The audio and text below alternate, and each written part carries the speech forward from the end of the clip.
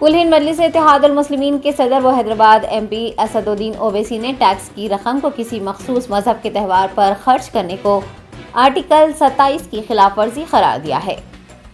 उत्तर प्रदेश हुकूमत की जानिब से रामनवमी मनाने के लिए हर जिले को 1 लाख रुपये देने का फैसला किया गया है। इस फैसले पर असदुद्दीन ओवैसी ने कहा कि हिंदुस्तान का आइन कहता है कि टैक्स का पैसा किसी खास मजहब को फरोग देने के लिए इस्तेमाल नहीं किया जा सकता। उन्होंने कहा कि पिछले 5 सालों से मदारिस के असातिज़ा को तनख्वाहें नहीं दी गई है और बीजेपी यकसा सिविल कोड की बात करती है।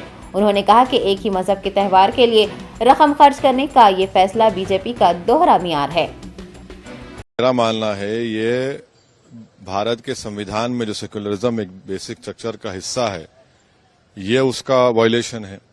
और दूसरा एक आर्टिकल 27 जो हमारा संविधान का है वो ये कहता है कि टैक्स मनी को प्रमोशन और maintenance of a particular religion के लिए इस्तेमाल नहीं कर सकते। आप पब्लिक फंड को इस्तेमाल कर रहे हैं एक समुदाय के फेस्टिवल को प्रमोशन के लिए। और फिर सुप्रीम कोर्ट ने शिरूर मठ केस में यह कहा था कि अगर कोई टैक्स रेवेन्यू इस्तेमाल होता है प्रमोशन और maintenance of a specific religion तो वो आर्टिकल 27 का वायलेशन है। अब आप इसको जक्सटोपोज करिए यूनिफॉर्म सिविल कोड से। अब कौन सा यूनिफॉर्म सिविल कोड बीजेपी लेकर आएगी?